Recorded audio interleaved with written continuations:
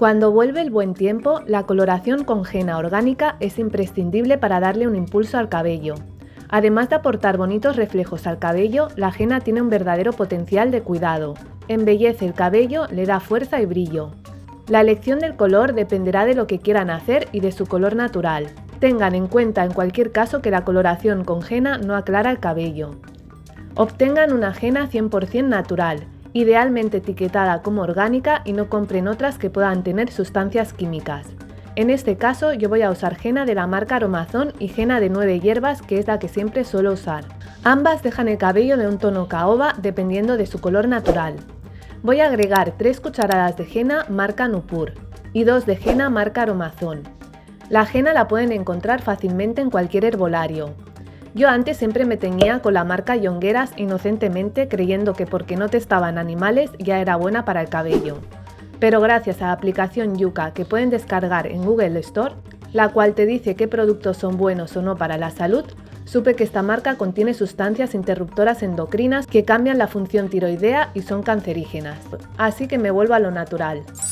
Ahora necesitaré manzanilla porque yo quiero un color caoba o con reflejos naranjas o rojizos al sol. Así que añadiré 3 sobres de manzanilla en un vaso de agua y lo llevaré a la ebullición.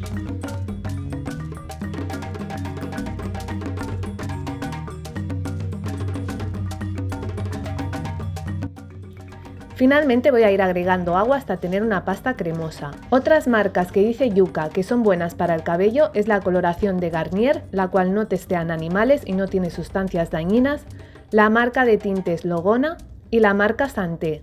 Estas son las que marca Yuka, libres de porquerías, dicho de otra manera. Otra opción que tendríamos si queremos que el cabello se vuelva oscuro o negro es poner a la mezcla henna índigo. Esta se encarga de oscurecer los cabellos. Primero, en ese caso, tendrían que aplicarse la henna normal y después hacer lo mismo pero solo con la henna índigo. Y también hay la opción de usar esta marca de Batika que tiñe los cabellos en 20 minutos y es muy fácil de aplicar. Solo hay que mezclar los polvos con agua y aplicarla en el cabello. Pero esta, según Yuka, tiene una sustancia irritante ocular y puede causar eczemas en la piel. Es decir, que no es un producto 100% limpio, pero para una urgencia o un retoque de canas se podría usar. Como ven, así quedó la pasta de henna. Le añadiré el jugo de medio limón para activar el colorante de la henna y si no puede ser una cucharada de vinagre de manzana.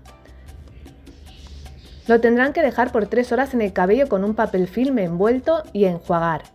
No lavar hasta el día siguiente o pasados 3 días, ya que la henna sigue haciendo efecto en ese tiempo y puede intensificar el color.